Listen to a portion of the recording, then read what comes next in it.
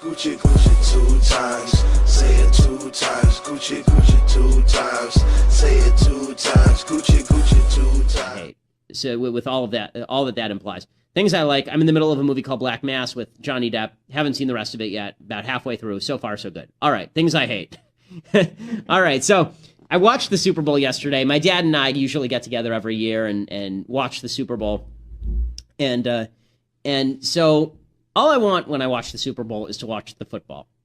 Now, I watch the commercials because this has become sort of a cultural totem. It's become a cultural hallmark. Everybody wants to watch the commercials, and that's fine. That's great, except I have to say the commercials have been steadily in my lifetime getting worse and worse. I mean, the commercials are basically all just sex jokes and monkeys and pets. Like, ooh, people like monkeys. Let's put that in a commercial. Well, what about babies? People like babies too. Let's put that in. How about we'll have a monkey baby dog, which they actually did in a commercial yesterday. So the commercials were really quite terrible. But what I really, really hate is that the left has decided that every cultural event has to now be dominated by leftism. All of them. They have to be dominated by leftism. So imagine, for example, that you had a Super Bowl and it took place in Texas, and there was a country singer, and the country singer surrounded himself during the Super Bowl halftime show with a bunch of kids who were holding Bibles and a bunch of women who were holding crosses. Imagine if we did that. And let's say that, for example, there's a bunch of white people, and they're also twirling rifles, right? Like we do sometimes at parades. Do you think that the media would have a field day with that? Oh, you bet the media would have a field day. It's so alienating, so terrible, so non-inclusive. Beyonce, who is now married to Jay-Z and can do no wrong, she farts social justice rainbows. But Beyonce is considered this wildly talented, massive talent, just a joy to behold, a real addition to God's earth. Okay, Beyonce actually has a really good voice, or used to. I don't know if it's good anymore because she hasn't sung in 5 years. So Beyonce now has been relegated to shaking her boobs, shaking her ass, and racial commentary. That's basically what her stunt is now. Ever since she married Jay-Z, who, by the way, is a jerk also. Jay-Z wears a medallion called for what is called the 5% Nation. The 5% Nation believes that black people are superior to white people. And that's their actual literal belief. And so Beyonce does her halftime show. Now, we're going to watch a little bit of the Beyonce halftime show. First of all, I want to point out, everybody who says Beyonce is a magnificent dancer, no, she just looks like her ass is having a seizure. But she says that everybody who acts like, this is not a stare, okay? It is not Gene Kelly.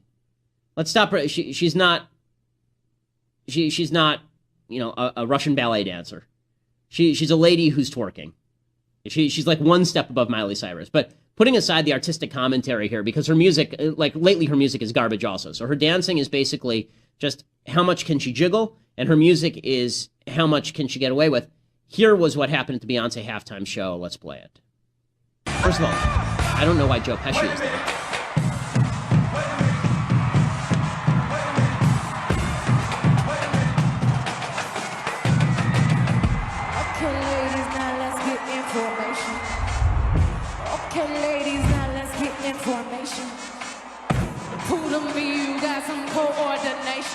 What great dancing. You just might be a black Bill Gates in the making. I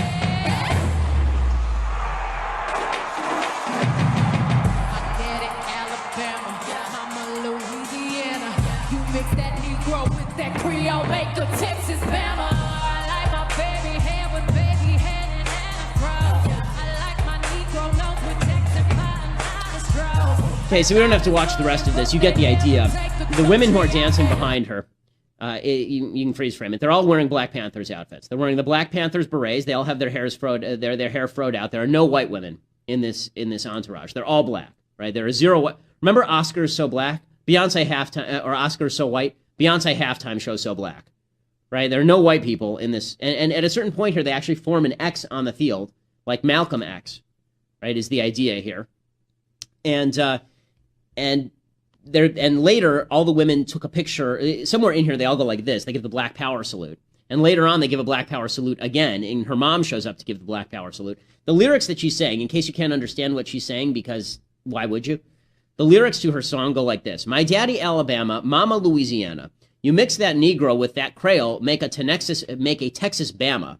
I like my baby hair with baby hair and afros. I like my Negro nose with Jackson 5 nostrils. Okay, so you've got a bunch of racial stereotypes. I didn't realize that Negro was back in style, but I guess that you can get away with that if you're Beyonce. And then the rest of the song goes like this. I did not come to play with you hoes, haha. I came to slay, bitch. I like cornbreads and collard greens, bitch. El Camino with the seat low, sippin' Cuervo with no chaser. Sometimes I go off, I go off, I go hard, I go hard. When he F me good, I take his ass to Red Lobster, 'cause I slay. If he hit it right, I might take him on a flight on my chopper, 'cause I slay. You might just be a black Bill Gates in the making, 'cause I slay. Okay, so if there is a smart black kid who goes to school, is highly educated, and creates a massive company, it's because of Beyonce. Yeah, right. Also, there's nothing I like better than a bunch of anti-black stereotypes being put out there by black people. That's always great. I'm sorry, but if a white person said about a bunch of black people that what makes you black is that when you get screwed good, you take your ass to Red Lobster, everybody would realize just how racist and terrible that is. But Beyonce gets to say it because the rules don't apply. And again, the Black Panthers were a terrorist group, okay? If you had a white terrorist group that were being honored, a bunch of people in white sheets out there in the middle of the Super Bowl, everybody would realize how disgusting this is. By the way, Cosmopolitan calls this garbage piece of non-music the most perfect song since the Paleozoic era. Somebody should note to them the Paleozoic era was not really it's not respected for its tunefulness, the Paleozoic era. But the music video for this is even worse. I mean, if you actually look at the music video that this is based on, in the music video, there's a line of white cops standing by as a black teenager walks up to them, and then there's a wall with graffiti that says, "Stop shooting us."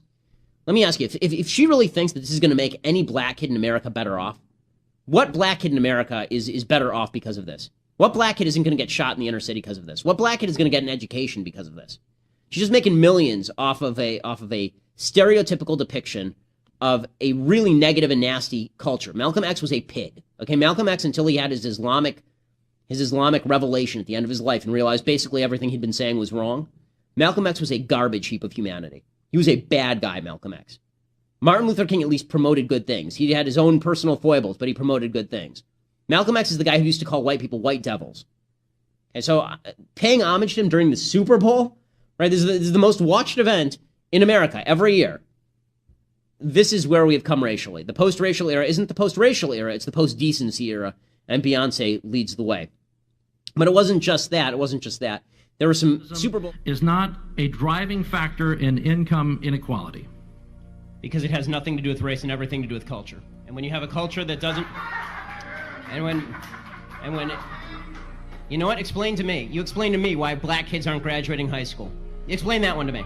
Explain to me why black kids are shooting each other in rates significantly higher than whites are shooting each other. Explain to me why 13% of the population is responsible for 50% of the murder. Explain to me why the number of black kids in prison, not for innocent reasons, not for walking down the street and getting pulled into a prison, is so high. Explain, if it has nothing to do with culture, explain to me why the single motherhood rate in the black community jumped from 20% to 70% in the same course of time that the civil rights movement has made such tremendous strides. Is America more racist now than it was in 1960? And if it is, please explain to me how that happened. I look at the Baltimore uprisings as more than just riots, right? I hate the idea when you say thugs and riots, right? White people riot as well. When y'all win Super Bowls 2 years in a row, y'all get off the hook. Don't make it seem like it's just Baltimore getting upset. I'm offended by the language of uprising applied to people who are breaking into other black people's stores and looting them.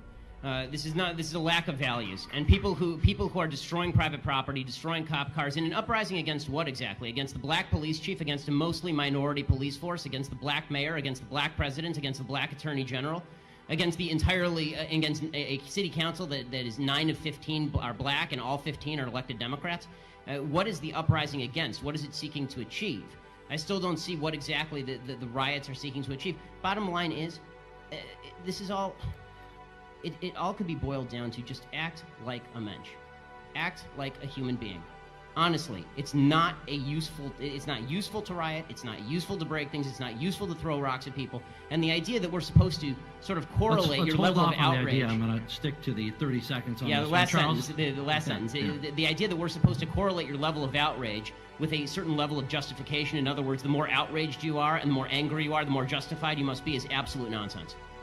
Is there a line that you draw for yourself, or is there some way that you interpret statistical disparity and you determine that is not a racial disparity, it's something else? It's called evidence of racism. When there is no evidence of racism, it's probably not racism. When there is actual evidence of racism, it's probably racism. And the fact that everybody jumps from there's inequality and therefore there is inequity, just because there's inequality does not mean there was inequity. But there has to be racism. You can't say there's no racism. Without evidence? No. I'm just saying that I don't know which animal. Maybe we're talking you're about saying it's dogs racist. or something. I'm talking about human beings, and I'm like, human beings are most likely going to have racial prejudices. I'm just so sorry. I'm just so sorry. I don't know. I don't come from. I come from planet Charles, Earth.